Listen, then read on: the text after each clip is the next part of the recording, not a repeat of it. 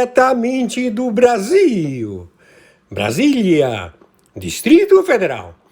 Quem vos fala, Mestre Dinho, trazendo sempre informações na palma da sua mão, com notícia de utilidade pública, nacional e internacional. A seguir! Nós estamos no campo de futebol, onde caiu o foguete do Hezbollah ontem. Morreram nesse local 12 crianças que estavam jogando futebol. Nesse local aqui, caiu o foguete do Hezbollah do tipo Falak 1. É um foguete de fabricação iraniana, que o único exército da região que utiliza esse foguete é o Hezbollah. Desde o começo da guerra foram lançados em direção ao território israelense mais de 7 mil foguetes, mísseis, granadas e aviões não tripulados com explosivos. O Hezbollah decidiu se juntar ao Hamas depois do ataque cruel do 7 de outubro. E desde o 8 de outubro, o Hamas, dia após dia, continua lançando seus mísseis de uma forma indiscriminada em direção ao território israelense. Ontem, esse foi o resultado. 12 crianças perderam suas vidas, que estavam jogando futebol no feriado aqui em Israel. E mais de 30 crianças estão feridas, parte delas gravemente feridas, recebendo tratamento nos hospitais israelenses. Nós abraçamos as famílias druzas aqui de Majid el-Shams e nós rezamos pela rápida recuperação de todos os feridos. É importante deixar muito claro: o Hezbollah é o maior exército terrorista do mundo e essa ameaça ao Estado de Israel não pode continuar. São mais de 60 mil civis aqui no território israelense que estão evacuados e não podem... Esse pode ser o fim da ditadura de Nicolás Maduro. Nicolás Maduro perde as eleições na Venezuela, não aceita a derrota, frauda as eleições e diz que venceu as eleições com 51% dos votos, mas impediu que qualquer opositor ou que qualquer observador independente e internacional tivesse acesso à contagem de votos, e agora há uma pressão internacional gigantesca, inclusive por parte dos Estados Unidos, para que Maduro divulgue o verdadeiro resultado nas eleições. Enquanto isso, a Venezuela vive uma verdadeira convulsão social. Maduro colocou suas tropas armadas na rua e que já fizeram vítimas fatais, que já mataram pessoas simplesmente porque estavam abertamente declarando seu apoio ao candidato de oposição. Os Estados Unidos pedem relação detalhada de votos e a maioria dos países questiona resultados na Venezuela. Brasil ainda não se manifestou e poucos aliados de Maduro o parabenizam. Diversos líderes reagiram à reeleição para o terceiro mandato do ditador da Venezuela, Nicolás Maduro, anunciada na madrugada desta segunda, dia 29, pelo Conselho Nacional Eleitoral do país, órgão controlado pelo chavismo, a maioria para questionar o resultado. O secretário de Estado dos Estados Unidos, Antony Blinken, expressou grave preocupação com a possibilidade de o resultado não refletir a vontade da população e pediu uma apuração justa e transparente. O Brasil, que havia se reaproximado de Caracas após a eleição de Luiz Inácio Lula da Silva, ainda não se manifestou. Nos últimos dias, o petista trocou farpas com Maduro, que vinha aumentando o tom contra a oposição e chegou a falar em um banho de sangue no caso de derrota. Vamos lembrar que nesse episódio, em que o Maduro fala sobre um banho de sangue caso ele tenha perdido as eleições, esse foi um dos raros casos em que o Lula respondeu Maduro e disse que a sua fala tinha que ser rechaçada, tinha que ser repudiada, porque quem perde as eleições tinha que receber banho de voto e não banho de sangue, né? Outros líderes de esquerda na região, como Gabriel Boric e Gustavo Petro, também demonstram cautela.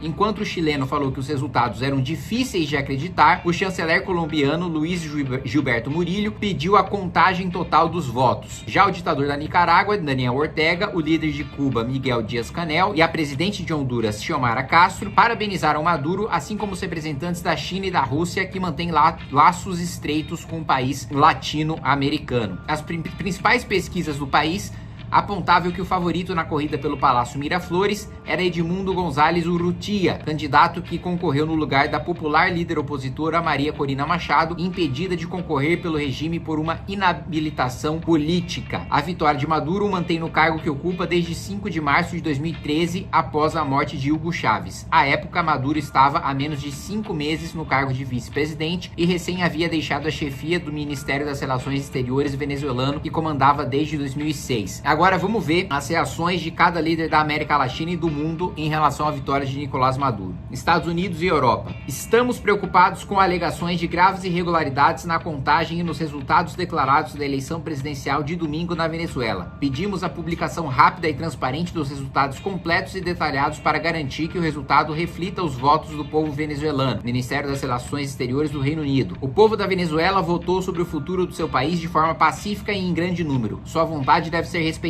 Garantir total transparência no processo eleitoral, incluindo a contagem detalhada dos votos e acesso aos registros de votação nos postos de votação, é vital. Chefe da diplomacia da União Europeia. Estamos preocupados com alegações de graves irregularidades na contagem e nos resultados declarados da eleição presidencial de domingo na Venezuela. Pedimos a publicação rápida e transparente dos resultados completos e detalhados para garantir que o resultado reflita os votos do povo venezuelano. Ministério das Relações Exteriores. Ou seja, há toda uma pressão internacional gigantesca porque está muito claro que Maduro perdeu essas eleições e que a diferença da sua derrota foi grande. Algumas pesquisas mostram que a vitória da oposição foi com 60%, 65%, até 70%. Alguns gráficos chegaram a ser divulgados e vários extratos de urnas também foram divulgados. Agora, uma verdadeira guerra está sendo vivenciada na Venezuela porque o governo não quer deixar a população ter acesso, a oposição ter acesso às urnas, os fiscais terem acesso às urnas, justamente porque fraudaram as eleições, roubaram as eleições. E isso ficou claro, inclusive para líderes de esquerda como Gabriel Boric, né? Não é uma questão de ser de esquerda ou ser de direita. Infelizmente, no Brasil, a gente tem uma esquerda lulopetista doentia que, independentemente das atrocidades que aconteçam no regime, se tem perseguição política, se tem fuzilamento, se tem prisão política, se tem tortura, não interessa. Eles se dizem defensores dos direitos humanos da boca para fora, para na hora de defender bandido, na hora de defender criminoso. Agora, na hora de defender a democracia, na hora de defender a liberdade política, a liberdade de expressão, aí eles atentam abertamente contra os direitos humanos e tá tudo liberado, tá tudo legalizado. Vamos ver até onde essa pressão internacional, inclusive de vizinhos, e a posição do Brasil nesse sentido é fundamental, porque o Brasil é um dos únicos países, né, que não faz parte, né, de um grupo de países irrelevantes, por assim dizer, e cuja manifestação importa muito para a população venezuelana, mesmo porque tem muitos venezuelanos no Brasil.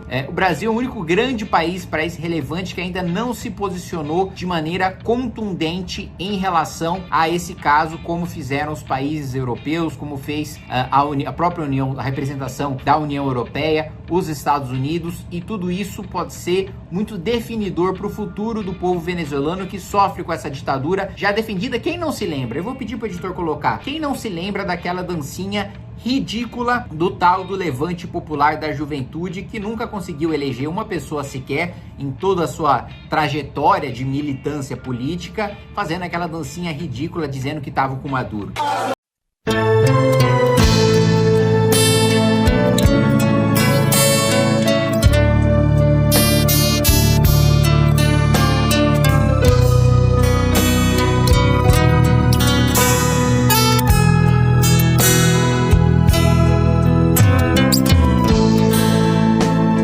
Sei que tudo quanto Deus faz durará eternamente.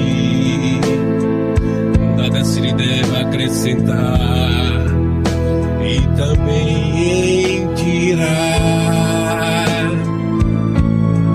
Isso faz Deus para que haja temor diante dele. Tem o seu tempo determinado e há tempo para todo propósito que acontece aqui debaixo do céu. Há tempo de nascer, há tempo de morrer, há tempo de plantar, tempo de arrancar tudo aquilo que se plantou. Eu sei que tudo quanto Deus faz durará eternamente. se lhe deve acrescentar e também em tirar. Isso faz Deus para que haja temor diante dele. Todos têm o mesmo fôlego, tudo fez formoso em seu tempo. Deus criou o ser humano para viver sem pecado, viver em igualdade, com felicidade. Jesus é o caminho, outro caminho não existe.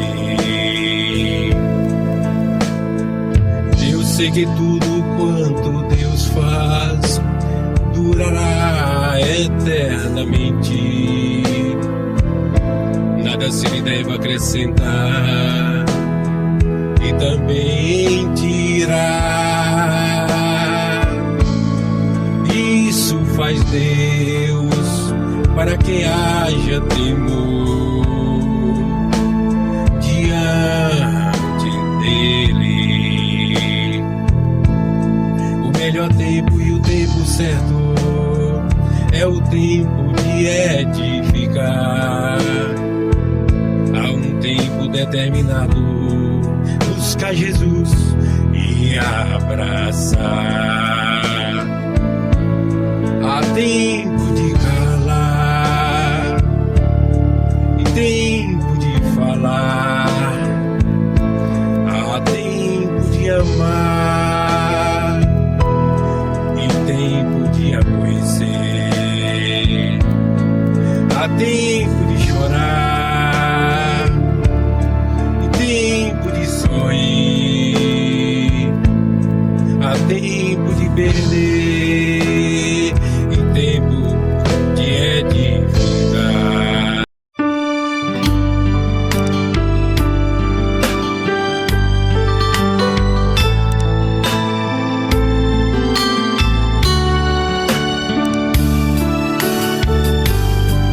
Jesus, meu Rei, preciso de ti, te seguirei por onde quer que for. Mais perto quero estar, sempre hei de suplicar nos conflitos com o tentador. Jesus me fará vencedor, no nome do Senhor Jesus. O inimigo é amarrado com o poder do meu Deus, me guardando, me livrando.